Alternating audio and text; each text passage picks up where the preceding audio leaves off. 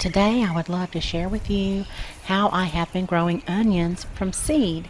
And I took some footage from my personal gardens over the past 8 years so that I can show you how I grow them from seed by starting them indoors, and then how I feed and water them, and then some of the problems that I've had. I had a lot of problems growing onions, so I'll spend a good bit of time in that area.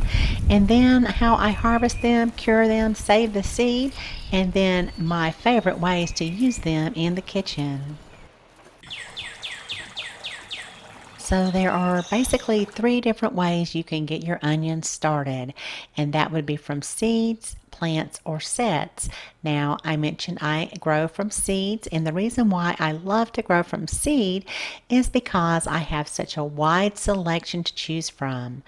Now, if you are a little bit late getting started, as far as we'll go over that in just a minute when you need to start your seeds indoors, then you can always pick up plants, usually at the nursery or the home improvement store. And we are simply just going to grow our seeds into plants. And then there are sets that you will also see at the store. And those some people love to use sets and they grow from them, but I've not had the best luck growing from sets. So I am specifically going to show you how I grow from seed. So before you purchase your onion seeds, you will first need to find out if you live in a short, intermediate, or long day area. And this is because if you live in a short day area, you cannot grow what are called long day onions. And that is an onion that requires a longer day length than what you will have in a short day area. Onions require certain day lengths in order for them to bulb up. So you won't get a bulb if you don't grow the right kind of onion seed where you live. Now, this is a wonderful chart that I got from Johnny's Seeds company's website, and they take it one step further here and they break it down to the latitude. So I will leave a link to this website below so you can find out your latitude. And the reason why that's important is because some of the short day areas will overlap into the intermediate day. Intermediate is where I live in western North Carolina, and you'll also find that some of the long day overlap into the intermediate. So where I live, I should grow intermediate onions, but also I can grow short day onions. And I will show you some things here when we get to the problem area that I have had growing all different kinds of short, intermediate, and long day onions, but that'll be later here in the video. So just make sure you're selecting the right seed for your area. This here will give you just a little bit of an idea of the day length in each one of those three areas. So now we need to look at when to start our seeds indoors. And I love to use the square foot gardening method. This book makes gardening super simple, and it has some very good charts in the back of the book. The main thing you need to know when using these charts is your last frost date, and you can find that online. Just look up frost date. Usually you just enter in your zip code if you don't know it already. And so from that date, you will use these charts and count backwards, and that will tell you when you need to start your seeds for whatever vegetable it is that you plan to grow. So, of course, we're growing onions now, and my last frost date is anywhere from mid to late April. I tend to plant out first week in May because of my elevation for my area. So based on this chart, I need to start my onions in early to mid-February. And then also at my county extension office, they have a printout there to help me along too. So they kind of match up. So that's basically the time of year when we should start our onions in western North Carolina. Now, this is how I like to start my onion seeds. I will use just a plastic solo cup and take a little soldering iron and just put some holes down at the bottom for drainage, and then on the sides as well. And for onions, I like to use a deep cup like this, not the little shallow cells that I start peppers in and other vegetables. I like to use cups for this. Okay, so now I make my own seed starting mix with this little brick here, and I have an entire video just on that. I'll try to leave that below this video as well, so in the description area, so you guys can check it out. I just love this mix. It's so easy, and it's actually kind of fun to make it too. So but it makes so much, and it's so easy to store just a little bit, and then it turns into just a lot of seed mix. So I highly recommend this if you haven't tried it before, and I think I have this on my Amazon storefront too. So if you're interested in it, you can check that out.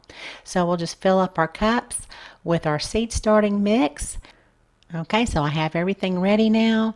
I'm going to sow these little seeds here from Johnny Seeds, and I have some garden plant markers, and I have a marker that will not fade. I used to use Sharpie markers for the longest time, and they would always fade on me. So I also have those on my Amazon storefront if you'd like to check them out. And I'm going to put about 10 to 12 seeds per cup. And I like to do this a lot at one time. We'll cover it up with about a ½ inch of soil. I do about a ½ inch only because this particular seed starting mix is very lightweight, and sometimes those onion seeds will float up to the top when I start to water it. And I'll put this cup inside another cup that does not have holes in it with a little rock down there. That way, if you guys don't have, you're not going to grow a lot of seeds, because I pretty much teach growing in a small space, you can actually use that little cup as a saucer. So you can just grow 1 cupful if you want. And what you'll need to do is put those on a warming mat. Keep them nice and warm, because it needs to be around 75 degrees Fahrenheit for those seeds to germinate. And then again, also in the back of the book are the times and temperatures for seeds, and it'll tell you how long you need and at what temperature for them to germinate. Now I will say one thing here, and I'm going to cover this in the problem section too. Onion seeds happens to be one of those vegetables where the seed germination rate greatly falls off the second year. That second year, you're not going to have near the amount of germination you did that first year. And so just don't buy a lot of onion seeds unless you're going to plant them that year. Now a lot of people start to trim their onion plants a couple of inches to keep them at about 4 inches tall.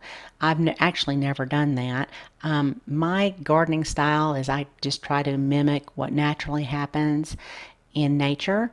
So unless you have an insect or something gnawing away at your onion plants, it's really not going to lose at least half of the leaf. So I just let it grow naturally. But a lot of people, they trim their leaves, and that might be something you'll want to consider. I've read that it will help build a stronger root system. So everybody has their own way of gardening, and I encourage you to try different things so that you will develop your own way as well.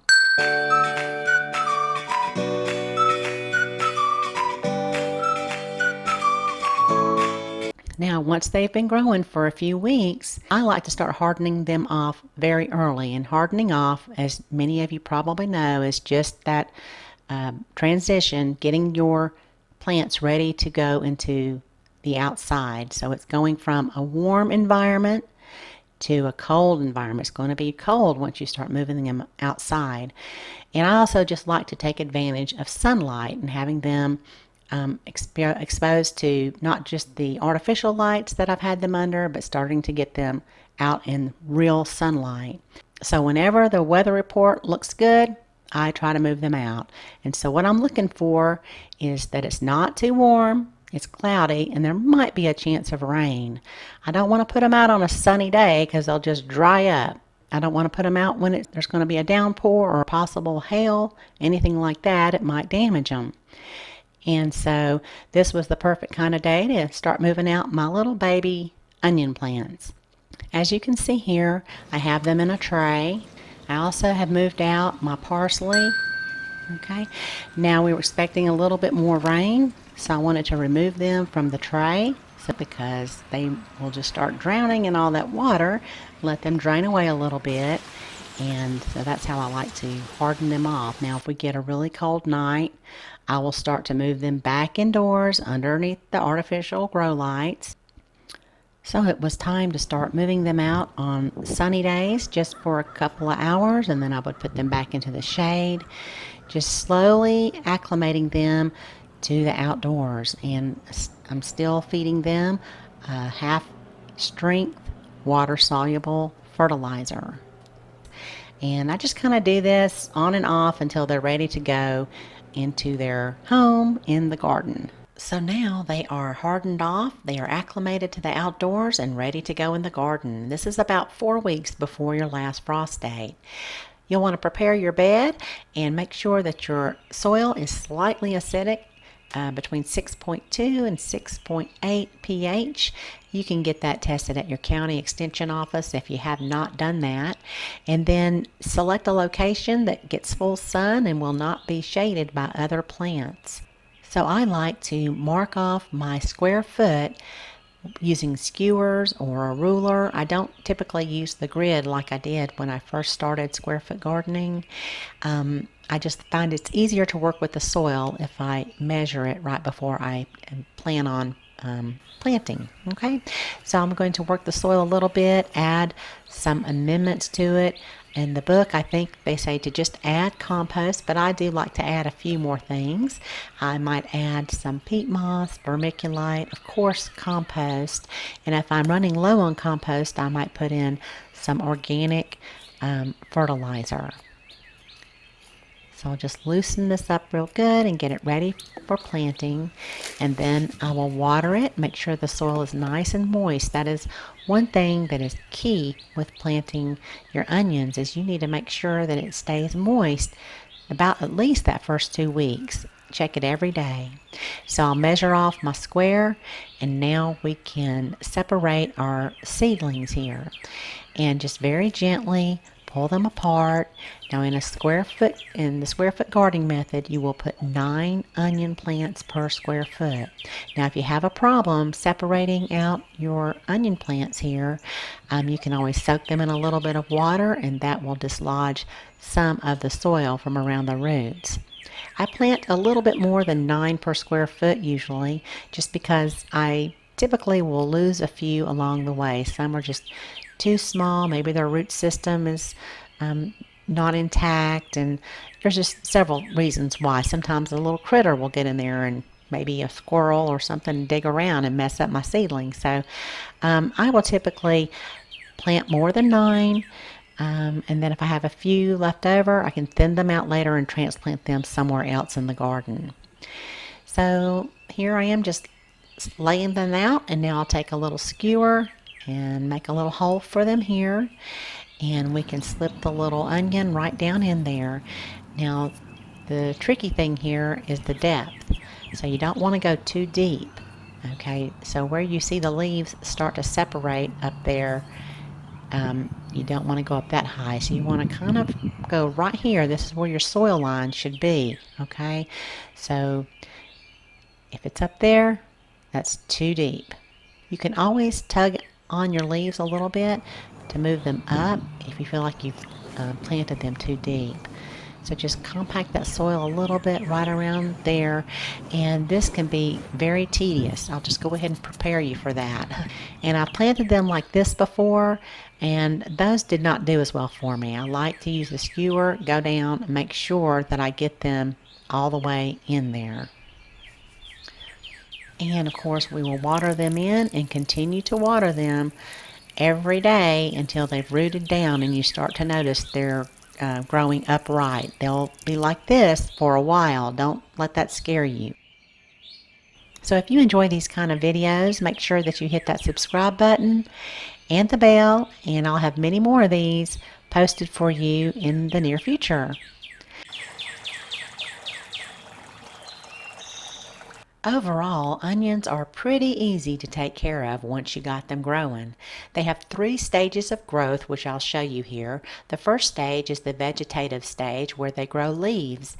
Each leaf will be 1 ring on the onion bulb. So we want to make sure that we baby them a lot during this stage of growth, because the nicer and the more leaves they have, the better bulb you are going to have.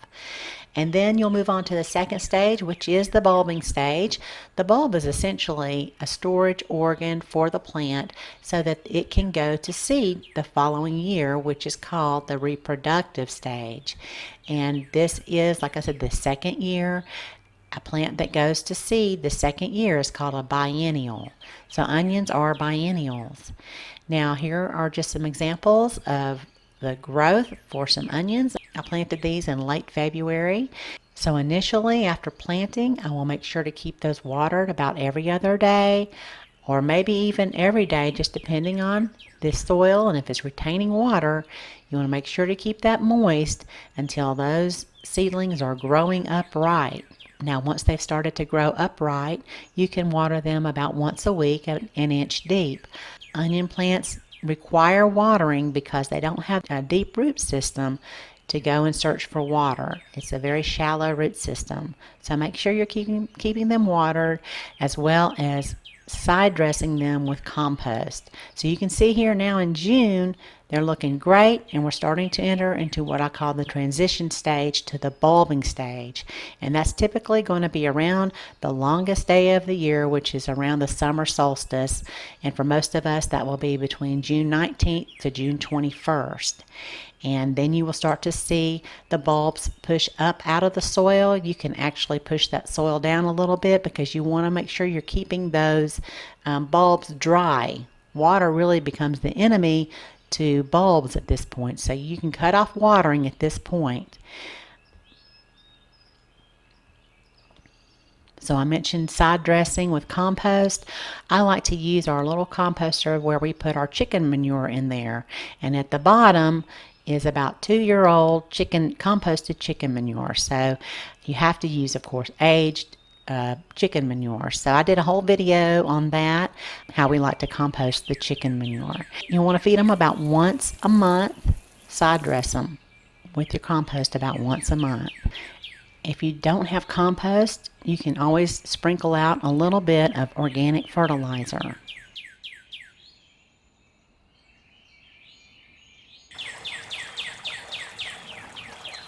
So I have certainly had my share of problems growing onions over the past many years. And one year I had a very bad problem with insects. My leaves were falling over, they were curling up, they were drying out. So if you notice something like that happening with your leaves, just look a little bit closer and you are bound to find an insect. I had onion aphids here in this example. So you can do a little internet search and then find out probably what kind of insect you have, and then hopefully find an organic insecticide to remedy the problem.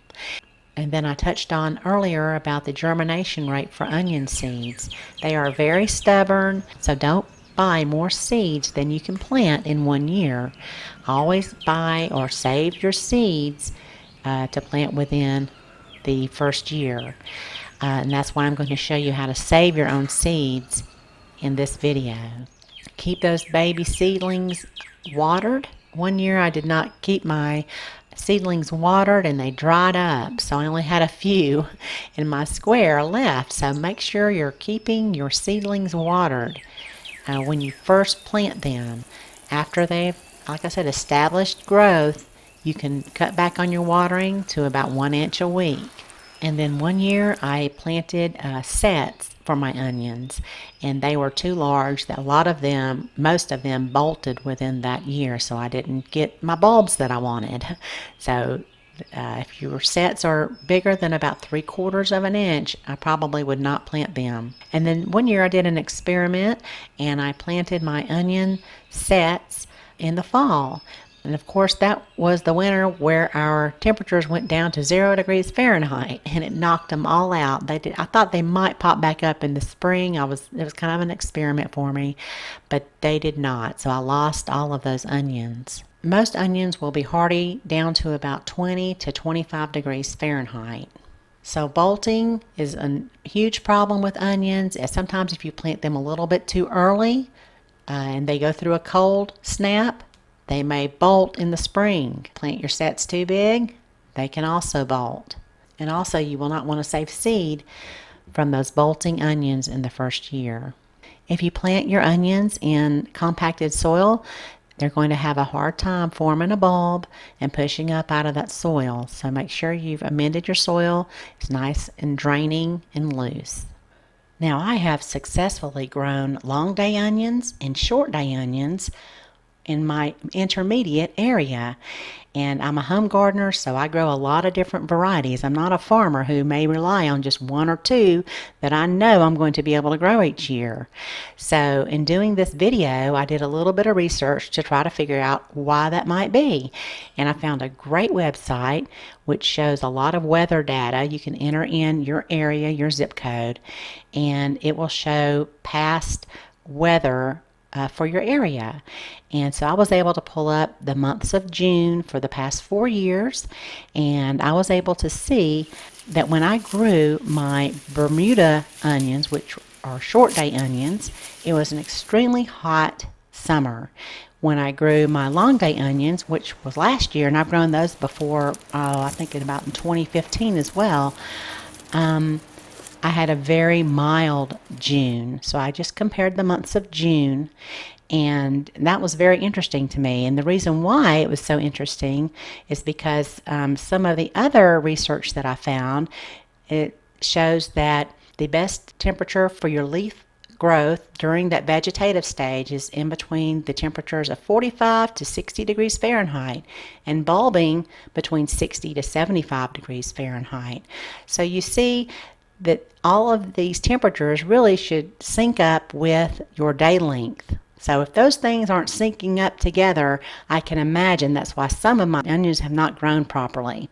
So, you can do everything right, but sometimes things are going to be out of your control. So I just thought that was interesting. I'm just going to put it out there to let you guys see what you think about it. Let me know in the comment section what you think. Okay, so now we are going to look at how to harvest. So this is the fun part. This is what we've all been waiting for, right? And so we've held off watering. We're not watering at this point. You want to wait for a nice, dry, sunny day, and then you can get out there and your leaves will have fallen over. You want at least half of the leaves to fall over, and you want that to happen naturally. I read in some books that you can pull them over and you'll be able to harvest them quicker, but I've also heard that will reduce your bulb size. So just let them fall over naturally, and then you can get out there and harvest them, and you'll just pull them right up. And some people let them cure in the sun a couple of days first, but I get them pulled out so I can get something else planted behind them, because I pull and plant because I grow in a small space. Now, curing is something that we need to do, and that's just a natural process where the onion dries out. So the roots will shrivel up and the leaves will dry out, and that seals the bulb so that we can put it in storage.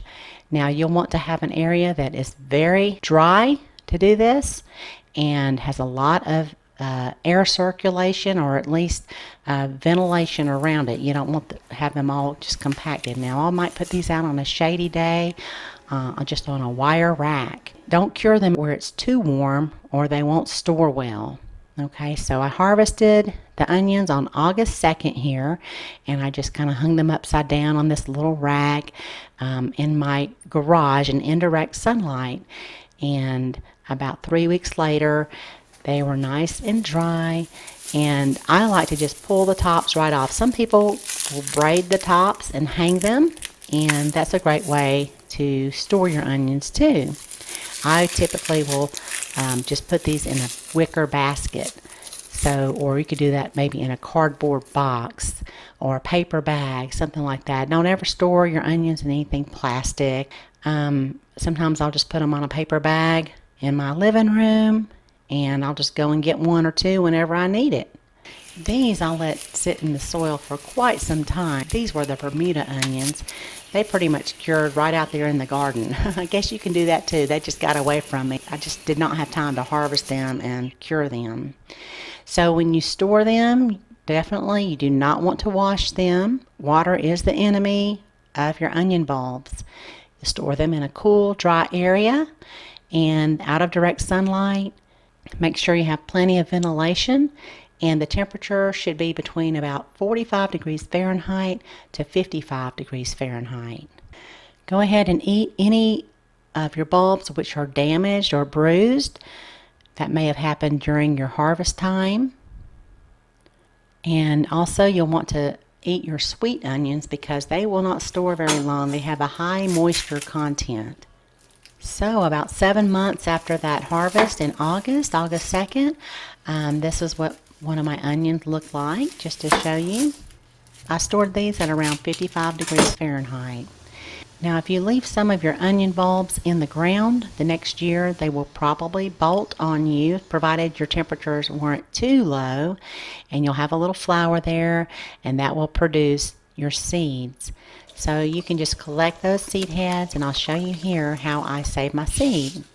So you'll just dislodge your seeds as best you can, and I like to use little paper plates that are not coated, and you'll just rough them up a little bit. And now this is kind of like, I call it panning for gold. The seeds will just roll right out like this. Now this takes some time and patience, so don't try to do this in a hurry. I just like to try to clean them up as best I can. So I will go back and forth like this probably about 5 to 6 times, just getting out the seeds, and the debris will kind of stay behind on the paper plate. And then I just discard that, and then I go back and forth again and again until I have mostly just seeds and no dust. And then I'll just put them in an envelope and mark them with the year, and you'll want to try to plant those the next year. Remember, save your seed from onions which bolted the second year, not the first year. So now the fun part, we get to use them in the kitchen, and I probably don't even really need to tell you guys how to use onions. I mean, we use onions in everything. I guess one of my favorite ways is to caramelize them, and just take about a tablespoon of butter in a stainless steel pan. I found that it works best in a stainless steel pan, and just slowly cook those on about medium heat. And you might need to go about 30-45 minutes, just slowly tossing them around until they develop a beautiful brown color. And of course these are great in omelets and soups. Just completely transforms the flavor of onions when you caramelize them. I don't typically salt them until the end, however. And I also use unsalted butter when I saute them. Another way to transform the flavor of your onions is to grill them. You can grill onions that maybe did not bulb up enough, and those are great. You can put them in a marinade, blend them down. Whenever I use fresh onions, I like to soak them first in a little bit of cold water with ice. It just seems to remove a lot of that strong flavor. I'll rinse them and soak them, rinse them, soak them. And a way that is really nice to use onions is to grate them. This is really good in cornbread. And you can, again, grill your mature onions. Sometimes people will put skewers through the sides of their onions to keep them from falling apart on the grill. I found that I can use my tongs pretty good here. I like to grill some summer vegetables, peppers, zucchini, the red onions, toss them in a little bit of a dressing like a lemon with olive oil, maybe some fresh thyme from the garden, and that is really good. Goes great with a steak and some fresh dug potatoes. And a favorite sandwich of mine is a Philly cheesesteak. Onions are just wonderful in there with some green peppers from the garden, with some mushrooms, and of course a vegetable beef soup. I love vegetable beef soup. And then we have some jambalaya here. Chicken and sausage jambalaya. Yum. With some fresh green onions from the garden, as well as onions in the rice. So thank you so much for watching. And if you enjoyed the video, please give me a big thumbs up. And I'll have some more videos headed your way soon. Have a beautiful day.